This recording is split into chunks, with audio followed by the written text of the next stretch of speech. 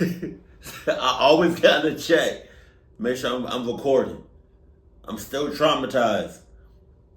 Sometimes, I'll be in the middle of a reaction, and I'm not, and now it's not recording. Like it'll start off recording, and then it'll just cut off randomly. So I just gotta make sure. Sup, though. The afternoon of September 30th, 1991, an investigator in Wilkes-Barre, Pennsylvania, walked carefully through a college chemistry lab. It was also a potential crime scene. The room was a complete mess, with construction debris all over the place and lab equipment strewn across the countertops. In fact, it was so cluttered, the investigator didn't even know where to begin. But then, he noticed something that really stood out. It was laying on a nearby counter. It was a soiled rag with a handwritten note sitting right next to it. And when he read the note, he gasped, because he realized he could be the next to die. But before we get into today's story, you might be asking yourself, why is this a Monday upload? Well, get used to it, because starting now, you're going to be getting a new episode every Monday. As mentioned in prior videos, I'm going to be uploading up to 4 new videos every week. So, if you're a fan of the strange, dark, and mysterious delivered in story format, then you've come to the right place, because that's all we do, and we do upload 2, 3, even 4 times a week. So, if that's of interest to you, please steal all the mail in the Like Button's mailbox, and then just go ahead and restuff it with expired pizza coupons and mysterious credit card offers. Also, please subscribe to our channel and turn on all notifications so you don't miss any of our uploads. Okay, let's get into today's story. Hey! Yo! That's wrong! That's wrong! That's wrong! Sheesh!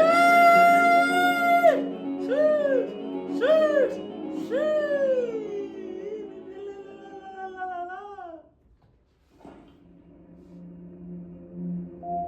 Early on the morning of August 19th, 1991, I jumped like a motherfucker. Oh my God, okay.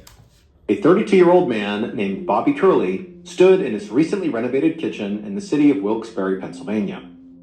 He walked over to his fridge, opened it up, reached inside, and grabbed his bag lunch along with his thermos, and he was just about to head out the door and go to work, but he stopped and gave his wife Joanne a kiss on the cheek and said he loved her, and then he left for the day.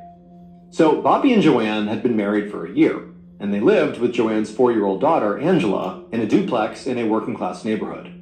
Bobby was an electrician, and so he made pretty good money, but the Curleys were by no means rich. However, Bobby knew that actually might change soon, because Joanne was on the verge of winning this big court settlement.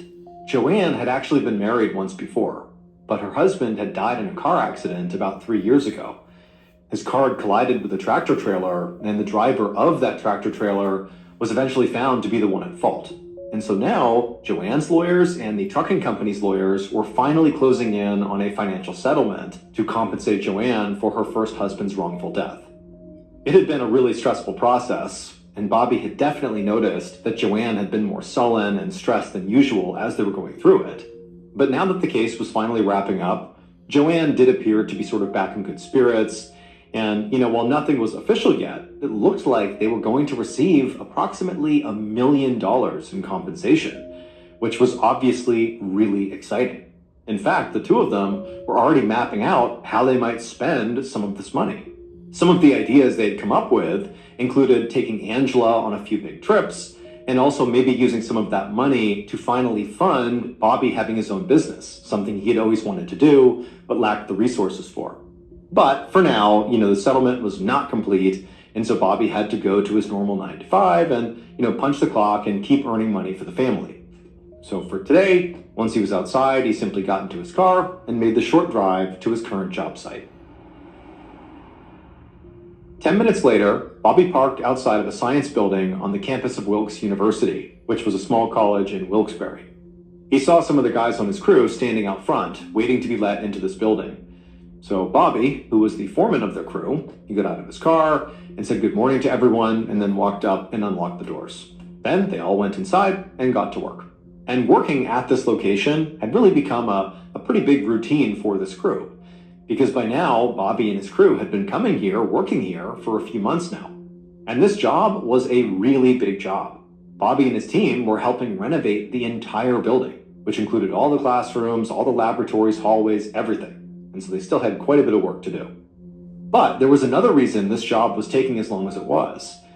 And that was because when Bobby's crew had first shown up at the building, they had expected it to be totally prepared for them, meaning all furniture and equipment would be cleared out. But instead, they found a ton of stuff just kind of everywhere inside the building, because the building clearly had not been prepped at all.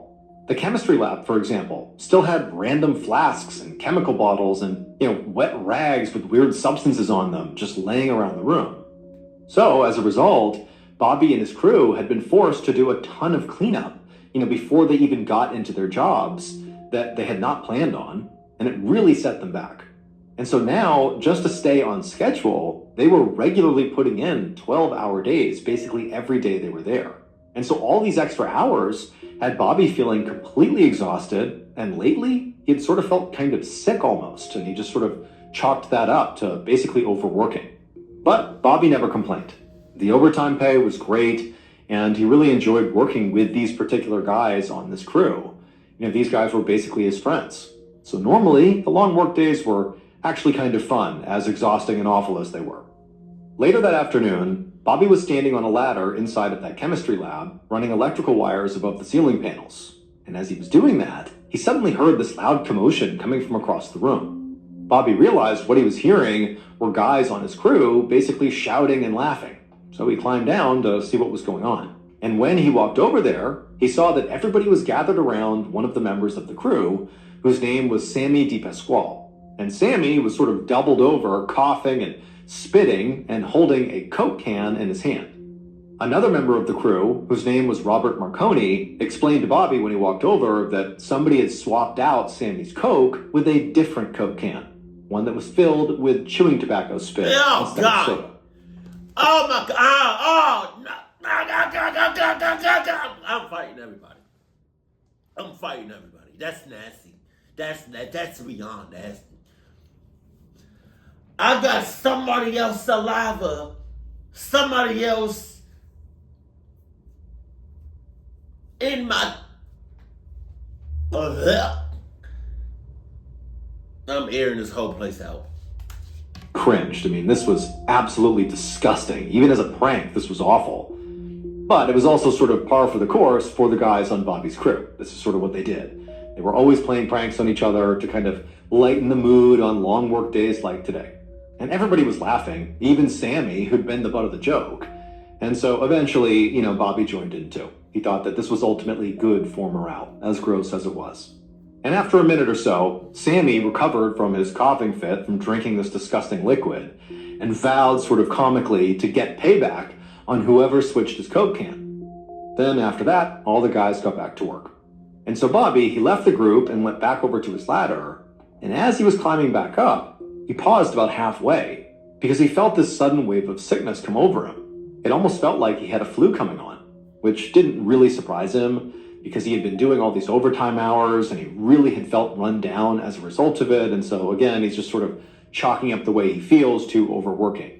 And so as Bobby is standing on this ladder, he kind of told himself, just suck it up, this will pass. And he just stood there on the ladder. And after a minute or two, that sensation of being sick did sort of pass. And then, because he was not a complainer, he was a hardworking guy, he just pushed the sickness feeling he was having out of his mind. He climbed back up and got back to doing his wiring. Nah, go home. Go home. But 4 days later, on the morning of Friday, August 23rd, Bobby felt worse than ever. As he made his way across the college parking lot towards the science building where his crew was still working, he felt like his feet were heavy and he was constantly short of breath. And then as the workday went on, continuing to run wires in that chem lab, Bobby got really sweaty and really hot. His coworkers noticed and kept coming up to him to ask if he needed to go home early.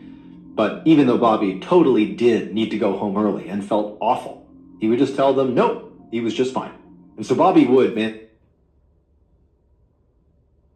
You sweating out your ass. You're sweating like crazy. You're out of breath. Go home. Go. Either you go home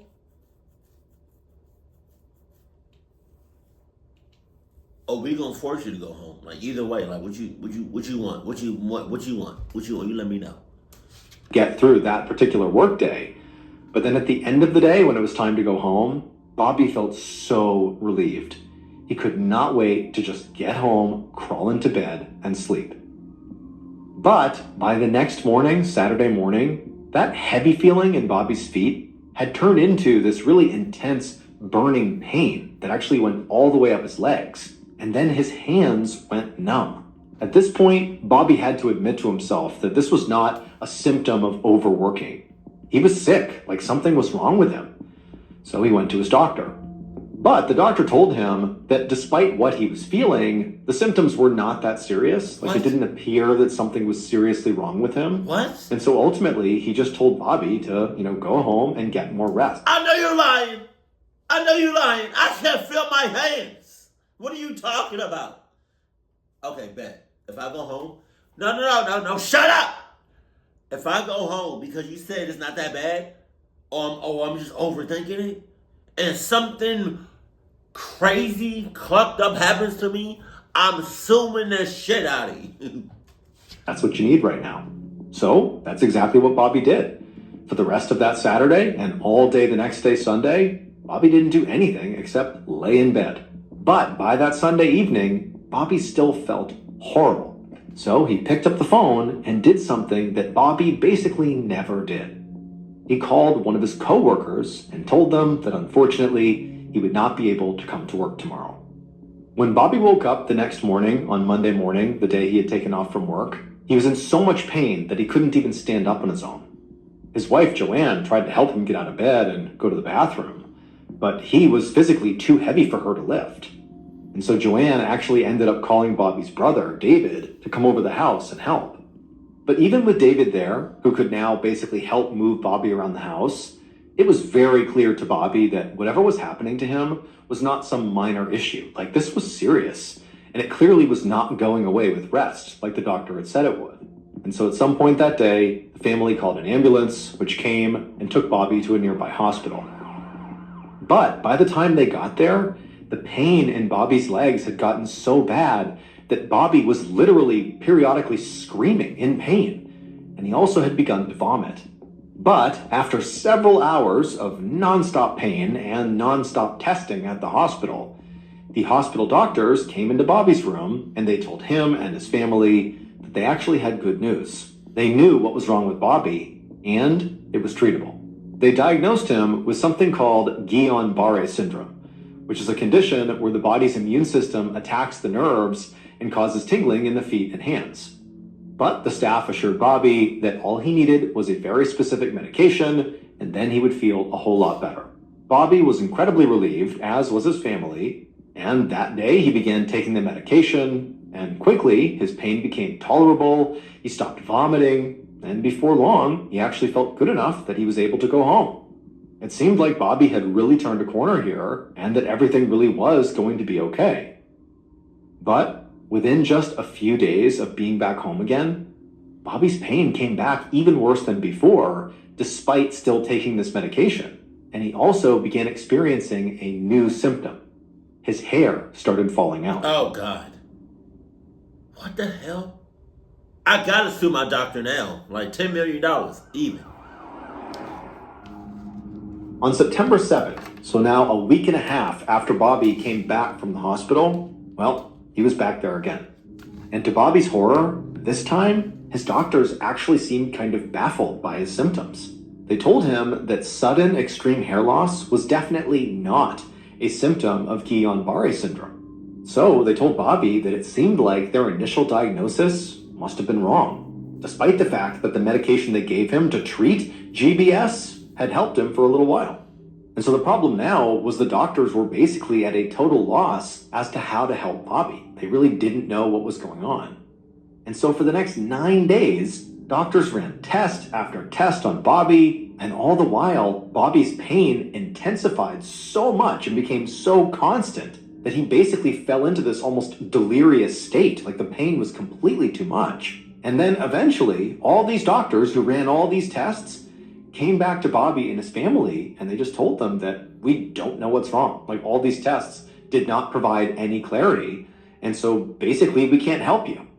And they told Bobby that now the only choice was he needed to be transferred to a bigger, more specialized medical facility in Hershey, Pennsylvania, which was about 100 miles away from Wilkes-Barre.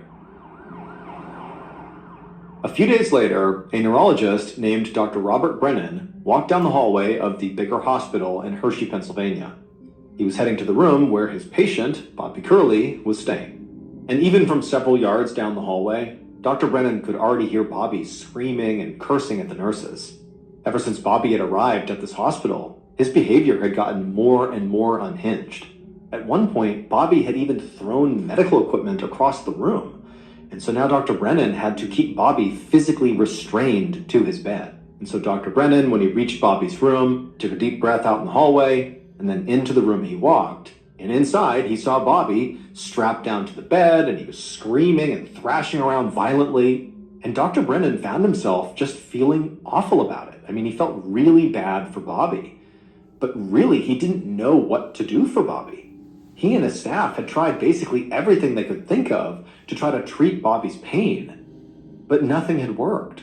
And so, on this day, Dr. Brennan couldn't do anything except what he normally did, which was just stand in Bobby's room sort of helplessly as Bobby screamed and flailed in pain.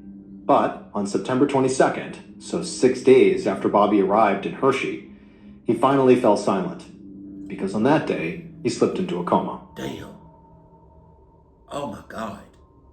3 days later, Dr. Brennan felt very defeated as he stepped into Bobby's hospital room. There, he saw 5 members of Bobby's family: his wife Joanne, his 4-year-old stepdaughter Angela, Bobby's adult siblings, Susan and David, and Bobby's elderly mother, Mary. They'd all come to be with Bobby after he had fallen into this coma. Now, they looked up at Dr. Brennan expectantly. And Dr. Brennan, he took a deep breath, and he said he had some bad news. New test results had come back, and now, based on those results, they knew what was wrong with Bobby. Dr. Brennan told the family that what Bobby was suffering from was something called thallium toxicity. What? And when he said this, Dr. Brennan watched the family for some kind of a reaction. But the family just stared blankly at him like they had no idea what that meant. So Dr. Brennan went on and explained that thallium is an extremely toxic chemical. In fact, it can kill anyone who touches it, ingests it, or even just inhales its fumes. And he told them that, this is really unusual because thallium is highly controlled in the United States. It's actually banned in household products. So this is not a chemical that, Bobby just could have accidentally stumbled upon. This is pretty rare. And so at this point, Dr. Brennan just paused and let the family sit with this new information. And the family, they looked at each other like, wow, this is awful, but nobody knew how to react. They just kind of looked back at the doctor, waiting for him to explain more. But when the doctor didn't say anything, Bobby's sister, Susan, just asked in a quavering voice, what can we do? At that point, Dr. Brennan just shook his head and said, unfortunately, there's no cure for thallium poisoning. 2 days later, on September 27th, Joanne stood next to her unconscious husband in the hospital, and she nodded at the medical staff that was gathered all around him. It was ultimately Joanne's decision whether or not to keep Bobby on life support. But with no hope of a cure, Joanne had ultimately decided that the best thing to do was to take him off life support. And so after giving the signal to medical staff, Joanne, her daughter, and the rest of Bobby's family, they kind of stepped back from the bed, and they watched as the staff walked over and removed Bobby's ventilator. Oh my God. And then Joanne had to watch as her husband took his spine. Oh! God. That's rough. That's, God, I can't pay, oh God. Oh God. Now I'm thinking about my wife. Oh God. I cannot pay, oh my God. I love her so much. Woo, shit. Breath.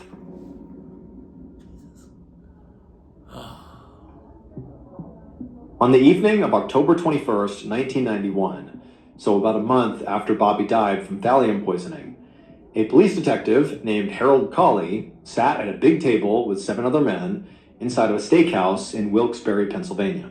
The other men were a mixture of coroners and investigators from all across Pennsylvania. Some were from the Hershey area, where Bobby had died. The rest, like Curley, worked for the police in Wilkes-Barre, where Bobby had lived. The men were there discussing the investigation into Bobby's death, and they had been doing this for the past 3 hours already, because there really was so much to talk about. They had already covered Bobby's initial autopsy results, which showed that he had a staggering 900 times the lethal limit of thallium in his system when he died. And so they were working under the assumption that Bobby must have been poisoned by a single massive dose of thallium, whether accidentally or on purpose, they didn't know. And so they discussed theories for how this could have even happened to him. Because remember, thallium is not just a chemical you can get from the store. I mean, this is something that is highly regulated. So how did he come in contact with it? Their first thought had been basically what everybody else suspected, which was, Bobby must have been accidentally poisoned at the Wilkes University chemistry lab where he'd been working for so many months. And they actually had a bunch of records from a preliminary examination of the lab. And according to these records, one of the first things investigators had found inside of that lab was 5 vials of thallium in one of the storerooms. They'd also found a rag that was laying out on a countertop that presumably was there when Bobby first arrived and he and his crew began cleaning everything up. And next to this rag was a handwritten note that had a warning on it that literally said, "Thallium wiping rag. Touch me and die." The rag had actually caused a huge... So why would you leave it there? Sus! Panic amongst the investigators when they had gone in to begin sweeping the lab for signs of thallium, because people were fearful that maybe they'd brushed up against it and touched this rag, and were they going to get thallium poisoning? However, they actually tested the rag, and it came back negative for thallium, as did all the surfaces in the lab and also the air in the lab. And so the investigators had finally decided that that note must have been a joke or something. Also, the university insisted that all of its thallium was accounted for, meaning none of it could have been, stolen or misused in some way to poison Bobby, because they would know about it. And so at this point, the university had actually been sort of ruled out as where Bobby got poisoned, which really didn't make sense to Detective Curley or the other investigators at this dinner, because again, thallium is hard to come by. The idea... So was it at home? His wife? Siblings? I don't know. Bobby was working in a lab that contained thallium, but that wasn't where he was poisoned by thallium, seemed almost impossible. It had to have happened there. But they had gone out and tested all of Bobby's coworkers who had also worked in that lab with Bobby for so many days and so many hours, and they all came back negative for thallium exposure. However, Bobby's own family, his wife Joanne and her 4-year-old daughter Angela, they had tested positive for thallium exposure.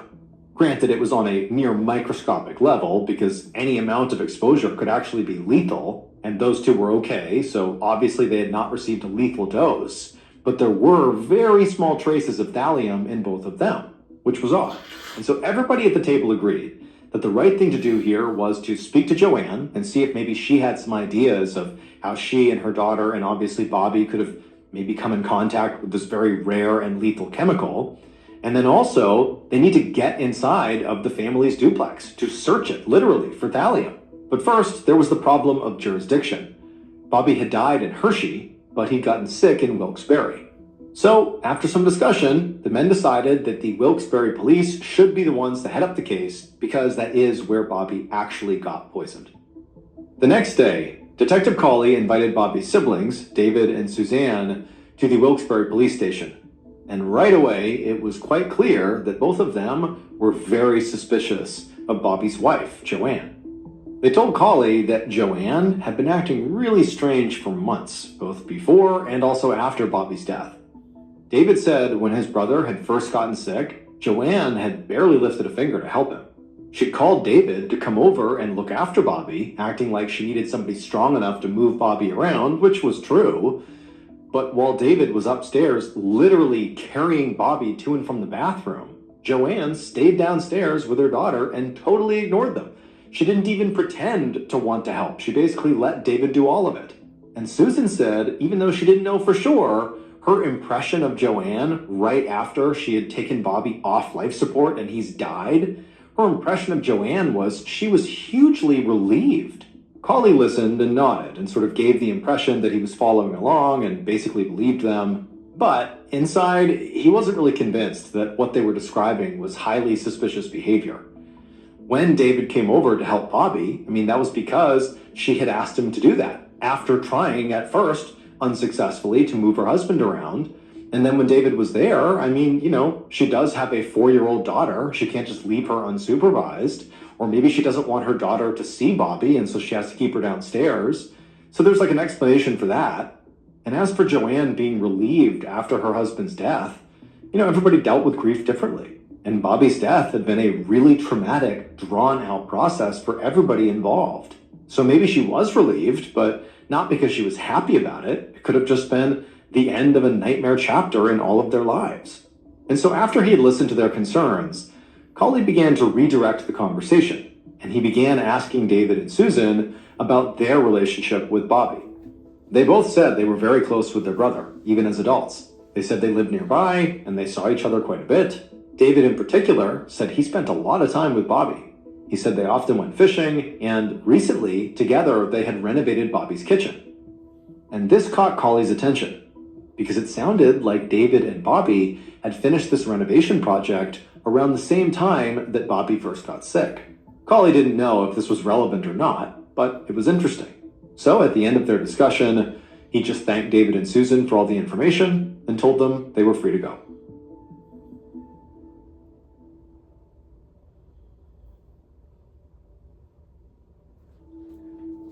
Jesus, I keep jumping. A few days later, on the morning of October 25th, 1991, Detective Curley and 3 other investigators sat at an interrogation table in the Wilkes-Barre police station, right across from Joanne Curley, and the lawyer that she had brought along with her. Curley didn't know what to make of Joanne yet. Obviously, she and her daughter had also been exposed to thallium, so that could mean that they too accidentally were exposed to this chemical, same as Bobby, but obviously on a much smaller scale because they lived. Or they could have also been the target of somebody trying to poison this family, and ultimately just Bobby was killed from this poisoning. Or Joanne could be the poisoner. She could have poisoned her own husband. Bobby's siblings are talking about how awful Joanne was acting towards her husband in the wake of his illness. Maybe she poisoned him. And in doing so, she accidentally exposed herself and her daughter. Basically, Curley couldn't tell yet if Joanne was a victim or a perpetrator.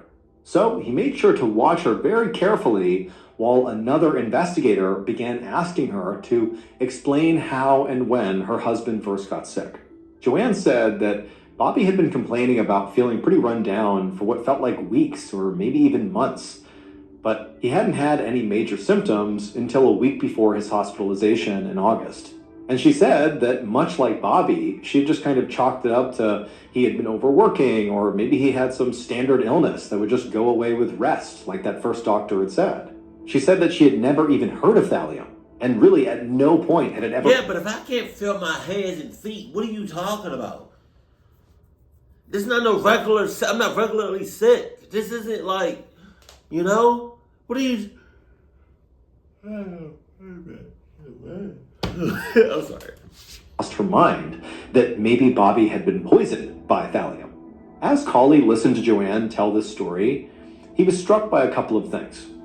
First of all, Joanne said Bobby had been feeling pretty run down for a while before his death. This seemed to conflict with investigators' assumption that a single massive dose of thallium had sent Bobby to the hospital and ultimately killed him. It seemed more likely, based on what Joanne said, that this poisoning happened over a period of time. And the second thing Curley was struck by was actually just Joanne's general demeanor. She had just recounted in detail, the story of her husband dying, this awful, awful death. Thallium poisoning is a horrible way to die. And as she's describing it, she's not shedding a single tear or really acting at all like she's even upset about it. And so at this point, Curley was beginning to wonder if maybe Susan and David had been right about Joanne. She really did not seem to care much about her husband's death. And so what Curley did is he stopped the other investigator and he leaned forward and he just asked Joanne point blank, how do you explain how you and your daughter were exposed to thallium? And immediately, Joanne had a story, a bizarre one.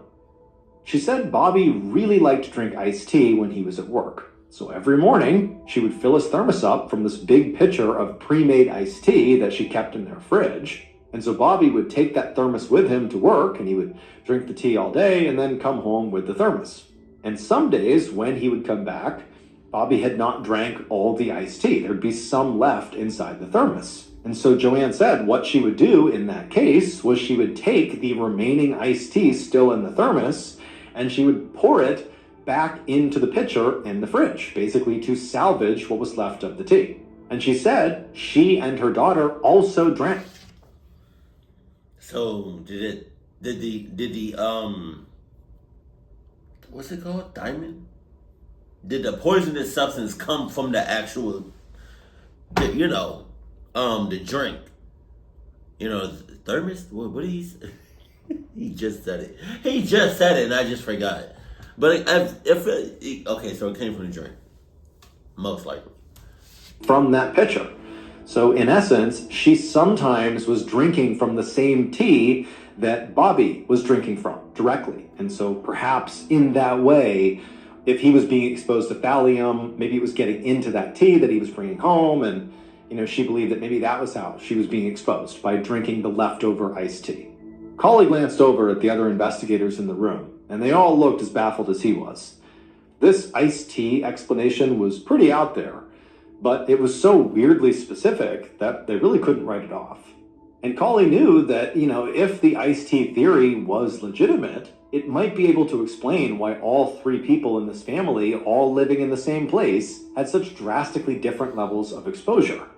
Basically, Bobby could be having this huge exposure to thallium outside the house, and then basically remnants of the thallium exposure are finding their way back into that leftover tea, so it's a really small amount of thallium. That's coming back home, it's being mixed inside that pitcher, and so when Joanne and her daughter are drinking from that pitcher, they're only getting a very small amount of thallium. And so again, it's out there, but it would explain it.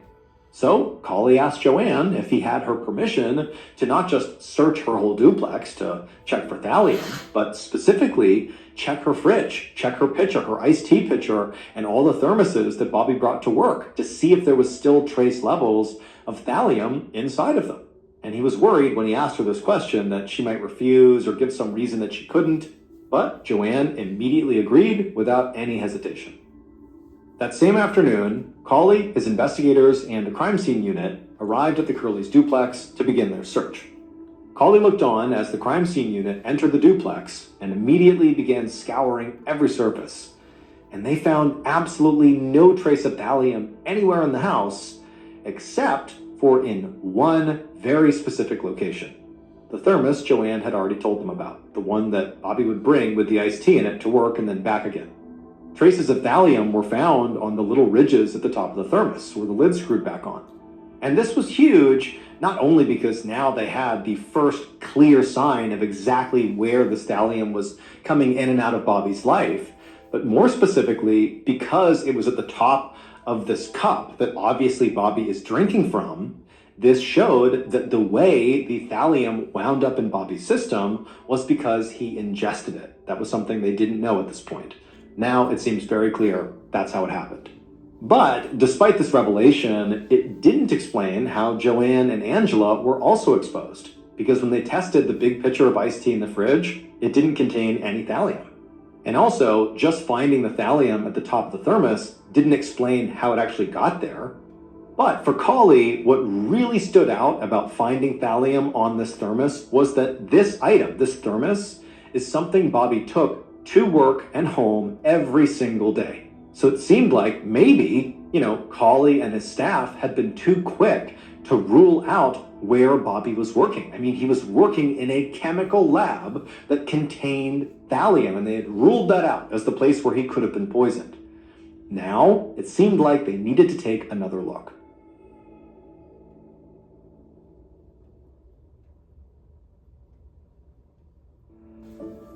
7 months later, in late May of 1992, Detective Curley sat at his desk, thumbing through the notes from all the interviews and polygraph tests that he and his team had carried out since the previous October. One by one, they had brought in all of Bobby's coworkers and grilled them about Bobby's death.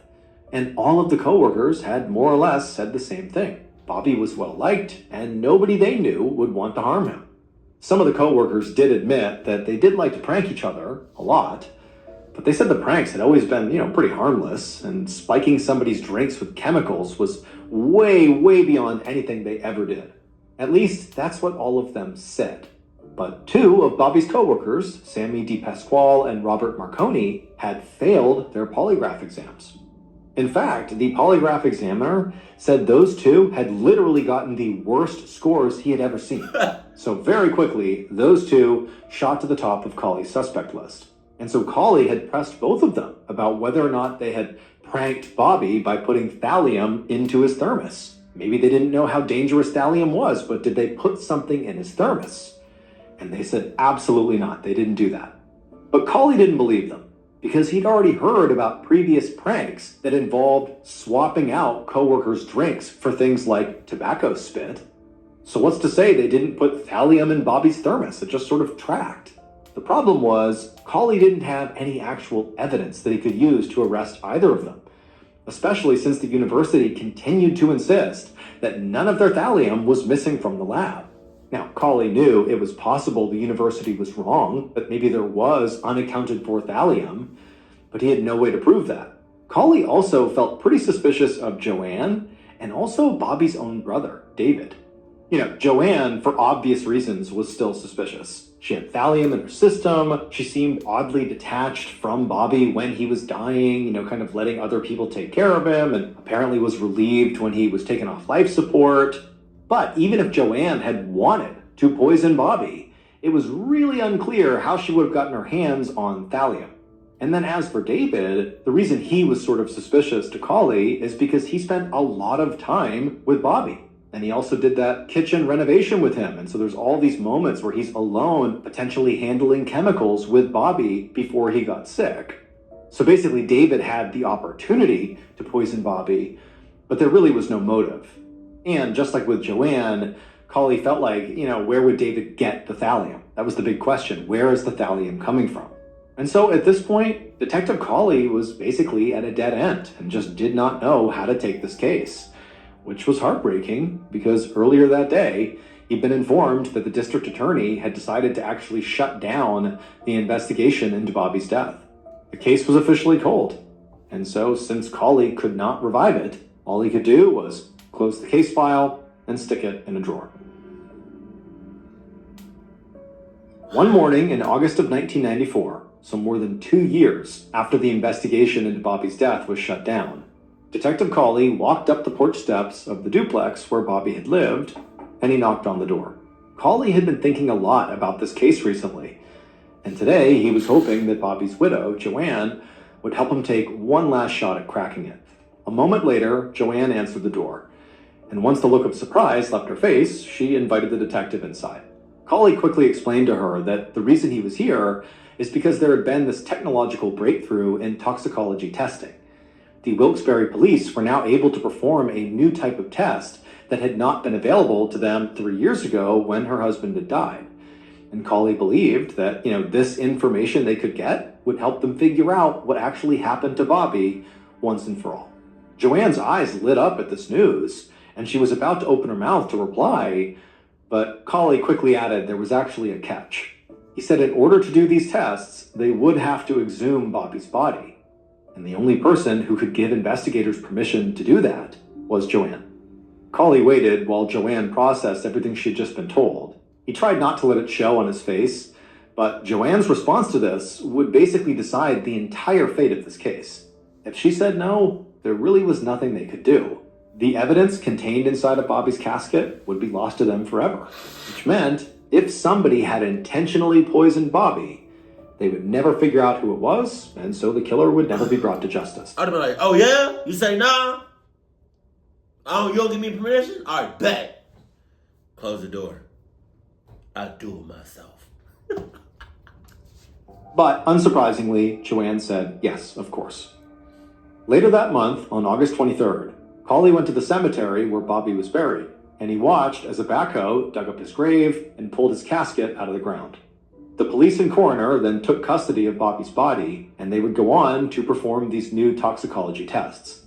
And when the results came in, they gave Curley the exact information he had hoped for. What could they have used? Based on the police investigation, and critically, those new toxicology tests, here is a reconstruction of what police believe happened to Bobby Curley.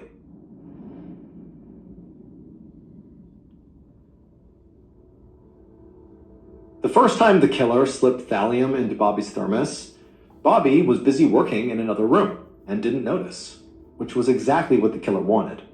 The killer did not hate Bobby. In fact, they really hadn't wanted to kill him until he had started talking about opening up his own business with that settlement money his family was going to get.